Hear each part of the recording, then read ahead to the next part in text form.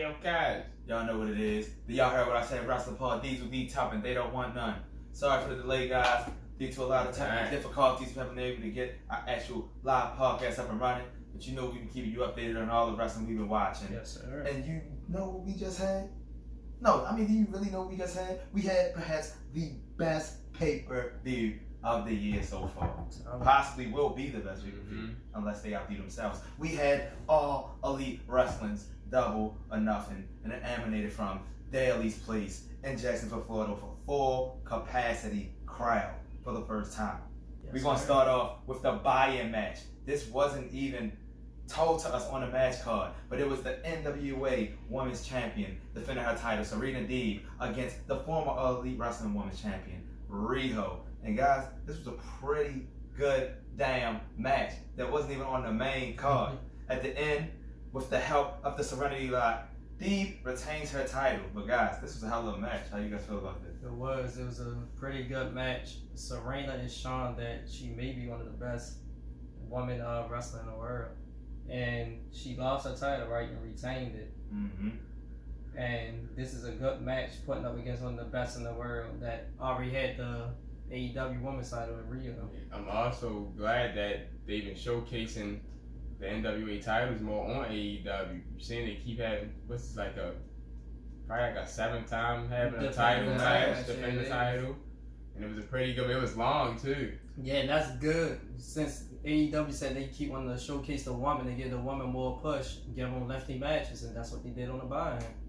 Yeah, this was a hell of a match. Several close pinfalls. I actually thought Rio had a chance to win this title several times, but like they both said, this was a great way to open up the weekend, open up the show for AEW. But on the main card to start off the show, you had the FTW champion representing Team Taz, the Machine, Brian Cage, who came out in the Terminator gear to show that he was the Machine. Who better?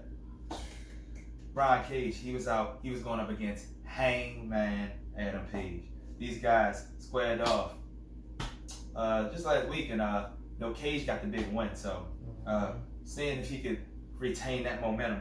Page got off to a hot start as soon as the match started, taking it all to Cage, got him outside the ring. He tried to do one of his patented leaps outside the ring. Cage caught him. They ended up all around the ring to the point where Cage powerbombed Page into the ring post, and that was a nice move. We're gonna get more into the match, but at the end, after the interference of Hook and Ashley Ricky Starks, where Cage wanted none of it, he threw the title back at Starks, turned around into a buckshot Larry. Adam Page is your winner. How you guys feel about that? Great match, one of my personal best matches of the night, because they two of my favorite, AEW and Cage and Hangman. But that spot with the suplex. Oh yeah, start off with a right. Yeah. I thought Page has done that, then he looked like he about to do it again. But then I knew Page was gonna win. As Tup said, while the match was going on since Cage got the win on Dynamite, I figured Hangman was gonna win because that was Hangman's first loss of the year on Dynamite. So he had to get his redemption against Cage. All I gotta say is that's how you start off the main show. Yes, sir. Yeah, it was a great back and forth contest in which case Cage tried to tease like he was gonna go buckshot Larry. He just not as agile as Page. He didn't get it clean, and right when he botched that part, Page picked him up, gave him his own F5. It was just a lot of things going on in this match. Spinning powerbomb, discus Larry's. This match should have had no interference. There's no need for Hook and Starks to come up there. But then Starks is injured at that. Yeah. Maybe next time they'll fight each other in a couple weeks and the FTW title will be on the line. Hey. Right. It would be interesting to see if that FTW title can be defended. I mean, it's when he first introduced it, it got defended a few times. It got defended. I guess some squirrels, but it's just him. Just because it's Brian Cage and he don't have no title right now, that's his title. Right. This next match, guys. I mean, there's so many match of the night candidates, but this match right here for the AEW World Tag Team Championship. Your champions, Nick and Mac Jackson, the Young Bucks. They defended those titles against the team of the best friends, Eddie Kingston, John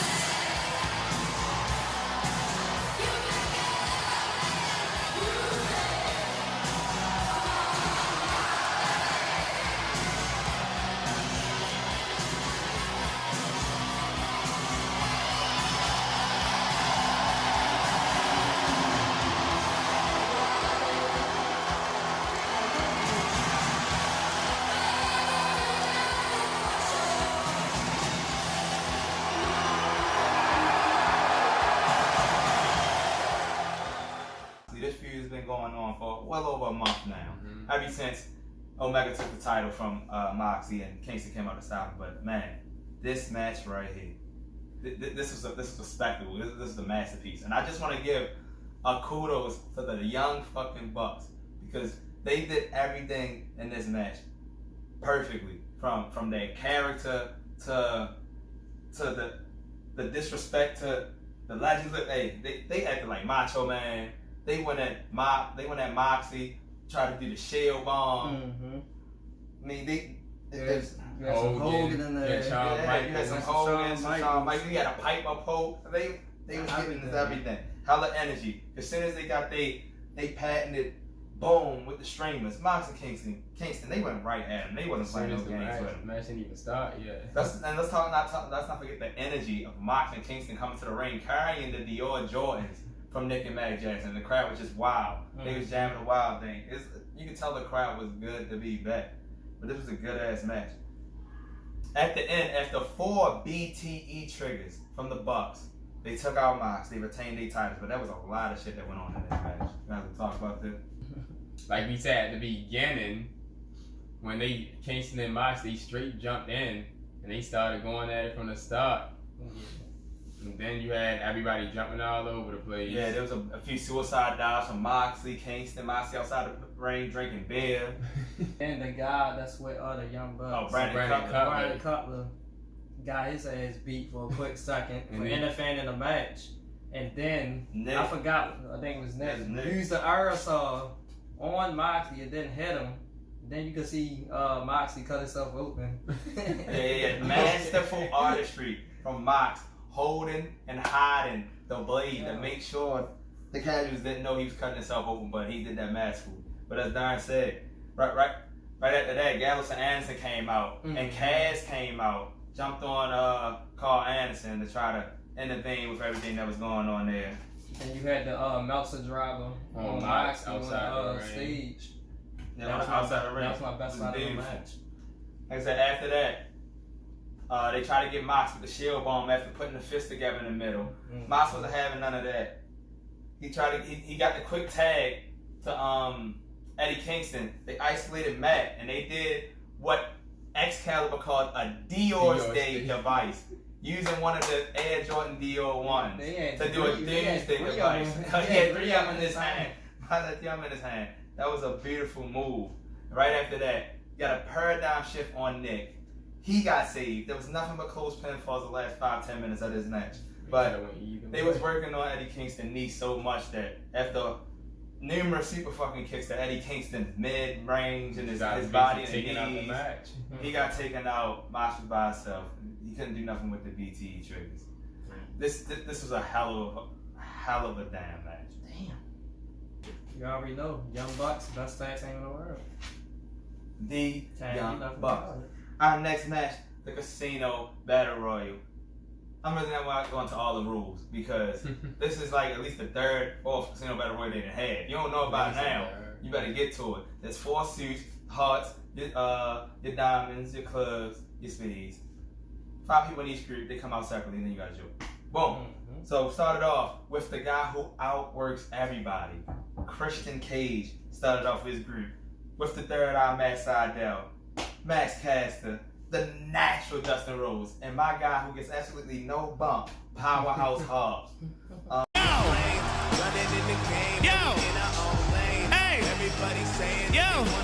Christian dusted off the cobwebs. He used to be cool, but only when he had an edge. Hey, yo, Sydal, you tripping. Climb to the top, I'ma catch your ass slipping. Hey, yo, Dustin. Yo, Dustin, look at me. Dustin, look at me. Yo, yo, yo.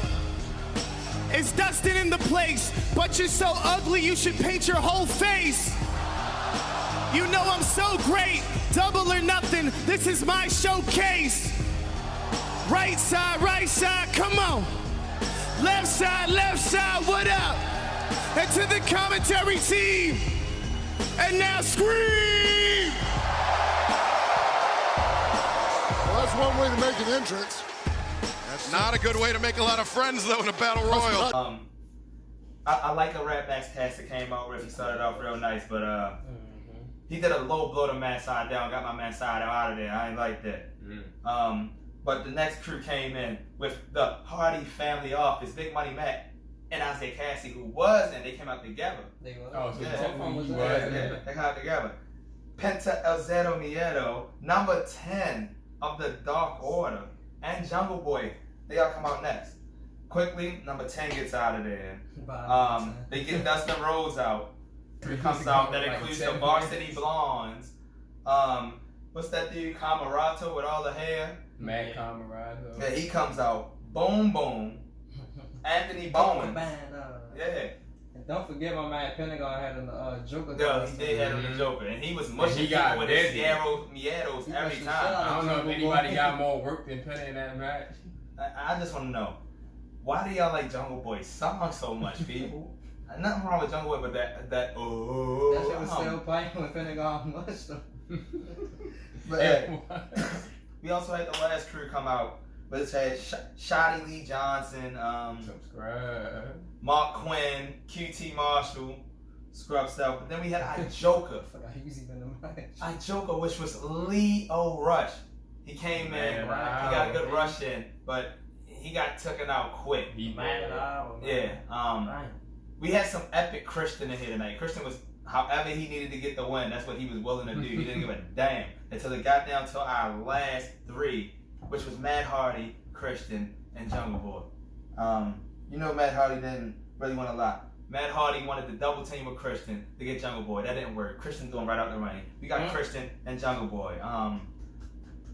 I really thought they was gonna let Christian win, but Darren said, he was like, hey, I wouldn't be surprised Jungle Boy won. And I was like, he's actually got a point. As soon as Jungle Boy came out there, Darren said, bro, Jungle Boy gonna win. And I can't even lie. Really based off that match 2 weeks ago when he fought Darby Allin for the TNT. That was one of the best matches of the year. I was like, they gonna do something special with Jungle Boy. Yeah.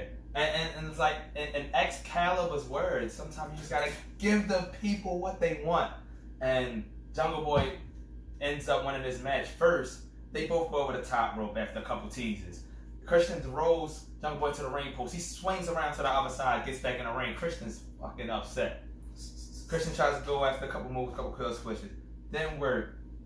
Jungle Boy pulls him out with a hurricanrana over the top rope. Jungle Boy is your winner. He gets the title shot at the winner. 3-way triple threat match in 2 weeks. Congratulations, the Jungle Boy. Nice win. Our next match, though, for one item only, it featured Cody Rhodes, the American Dream, going up against an Olympic bronze medalist out of England, the Governor, Anthony Ogogo, getting into wrestling now. Experienced boxer, but as far as this match go, before I even get into it, it was the worst match of the night, but it wasn't a bad match.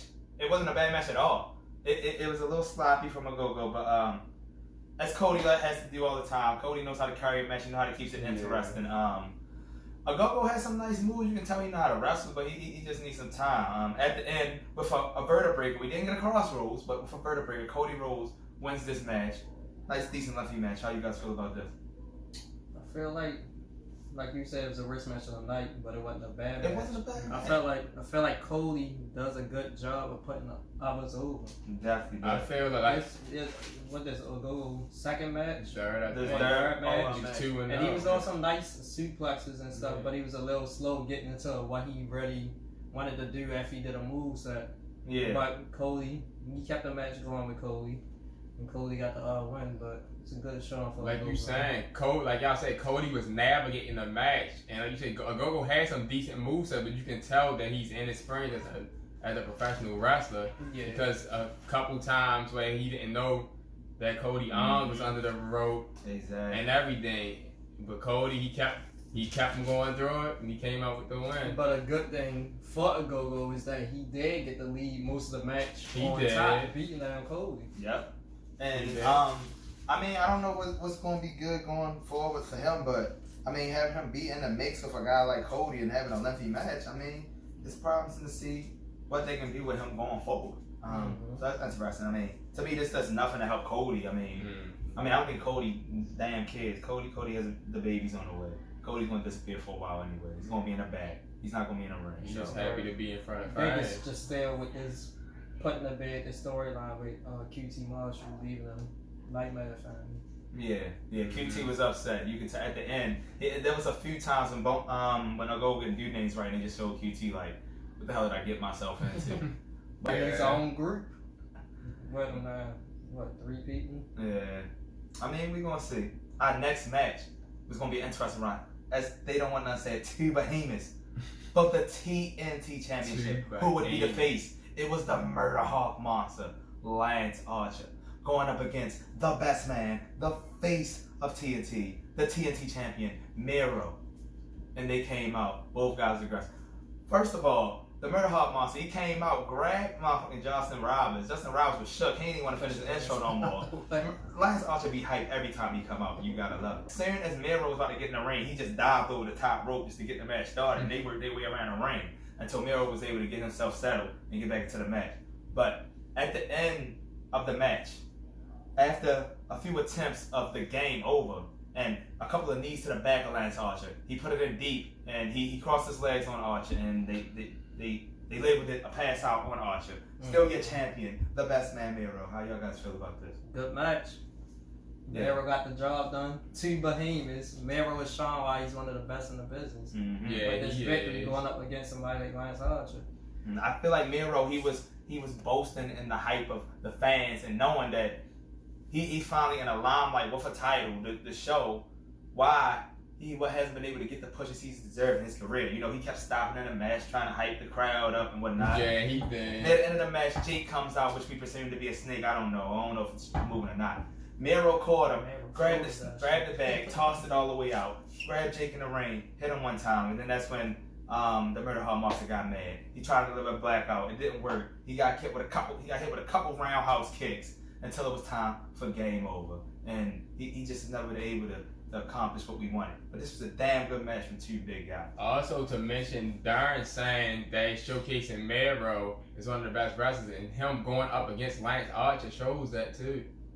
Because after he got the title from Darby, I was surprised that Lance Archer was his next opponent at Double or Nothing. Both of them actually was trying to go for the title for the last couple of weeks, but Darby was getting random opponents to go for the title. But both of them kept coming out there. When something happened in the Dark Order kept coming out there too. When they was all like one story to like 2 different storylines, like one segment.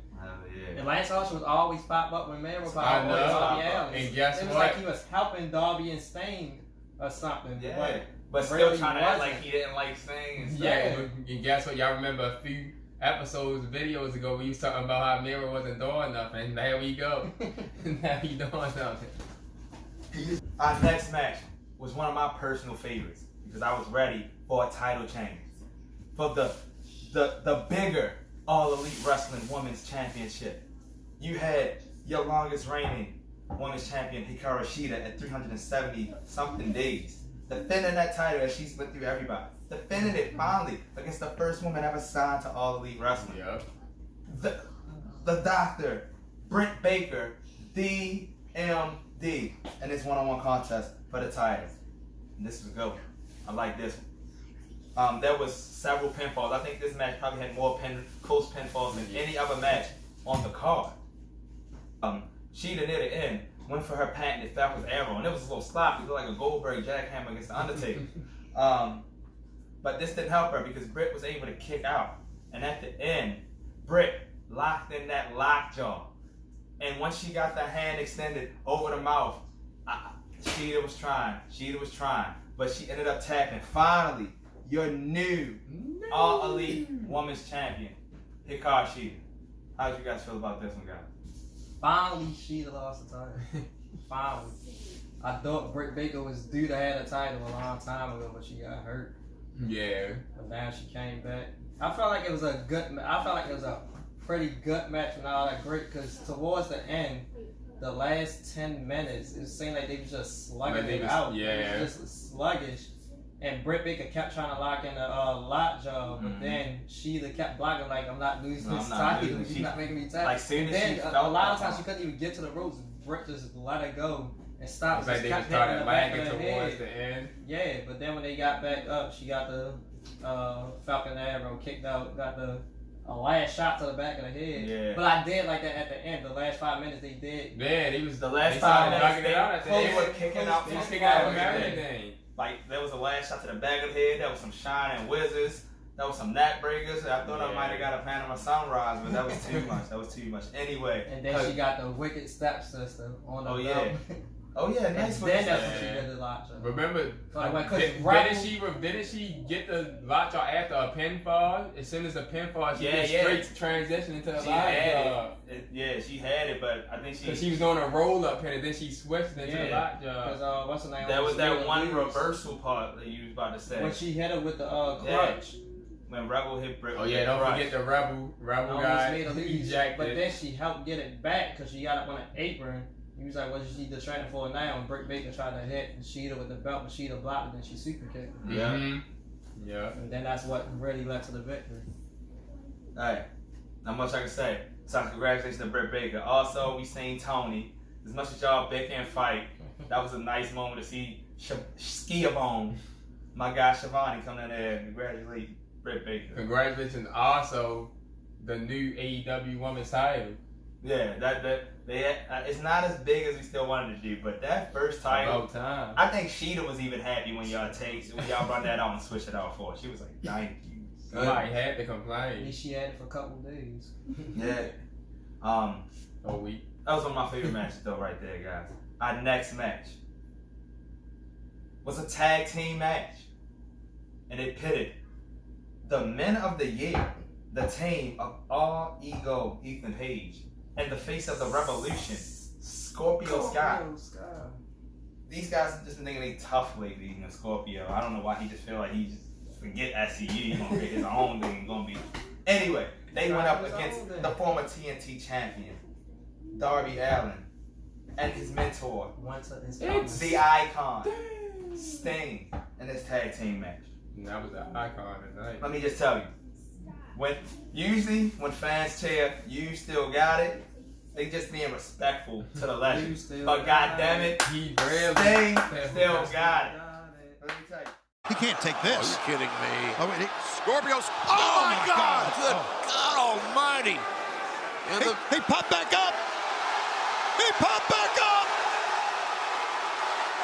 Sting back up.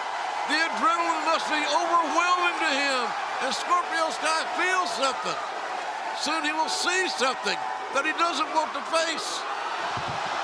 And Sting launching Scorpio Sky. And now the Icon. Oh my God! Diving off the booger chips. And the crowd goes wild. Like many of us, we thought we'd never see anything like that again. Sting started off his first bump. They still started off fist and boom. He made his way outside of the ring with Scorpio Sky. Scorpio Sky suplex on a ramp. Sting gets right back up. And Scorpio Sky already turned around, started gloating on the poker chip. Sting is right there in front of his face. Looks at him. After Scorpio plays off the somebody behind me move and just mushes his ass off the chest on the Ethan Page. And then did a spin to the springboard dive. Got right up. Guys, Spring was back. We get to the match. It was a good technical contest. You had a lot of teasing from Scorpio and Ethan, especially when they was working on Darby because he's so small. But you know, Darby gets in there. Darby always takes these hard ass hits. And I'm thinking, damn, he got fucked up. But I'm starting to feel like he's just so used to this. This is nothing to him. Even Sting didn't look surprised. Like, nah, I've been watching Darby. Used to that time. He used to it. You know he gonna get his 170, 180 pounds, whatever. 170. But before we get to the rest of it, go right to the end. As was a Scorpio was going for his patented cutter over top of the rope, he got caught by Sting, who reversed it. Vintage Scorpion death drop. 1, 2, 3. Sting gets the pin. They are your winners. How do you guys feel about this? And the Sting still got it. Sting still he got does. it. He still Great got match. I love this.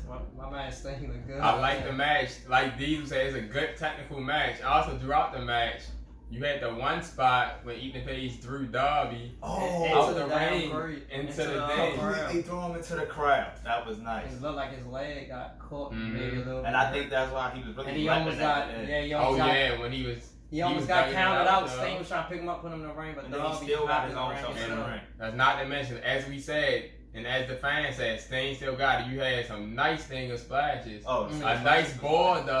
You had some vintage pound chest. That's what I was waiting for. I was waiting for the guys to go at Sting, and he just eats the hits and looks at him, pounds his chest to let him know the Stinger's in the building.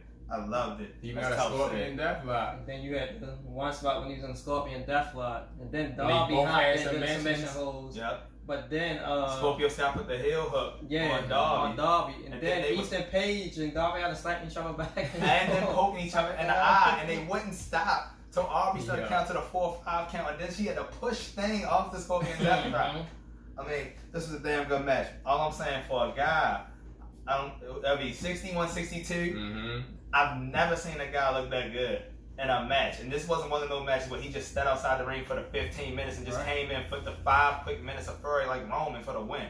No, there was multiple tags between him and Darby to make this an interesting match. He actually probably had more action than Darby, actually. Yeah. Because it's Sting. And this really makes me interested on what can happen going forward. We know Sting signed that multi-year contract. I was playing with these guys last night about what happens.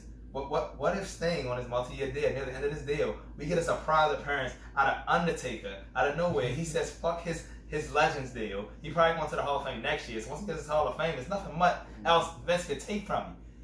Is it still possible for us to get Sting and Undertaker in AEW before it's all said and done? I think there's a possibility. If Sting looks this good. Anything's possible, like KG said. Anything's possible. Guys, from Diesel D, Tout, and They Don't Want None, this is our review of All Elite Wrestling's best pay-per-view of the year, Double or Nothing. Keep it rolling. We're going to keep it rolling. There's more stuff on the way. Yeah. Y'all heard what we said. Yes, sir. And we out of here. As Darren would like to say, here I go!